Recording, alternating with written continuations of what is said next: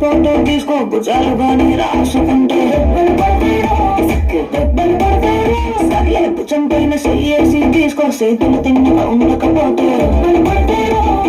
దెబ్బలు పడతాయి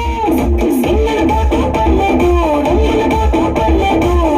బాటు తీసుకుందా తప్పేమీ లేదు కానీ పబ్లిక్ లో నా ఫోటో పెట్టి పచ్చి పచ్చి కమెంట్స్ చేశారు దెబ్బలు పడతాయి రాజా దెబ్బలు పడతాయి దెబ్బలు పడతాయి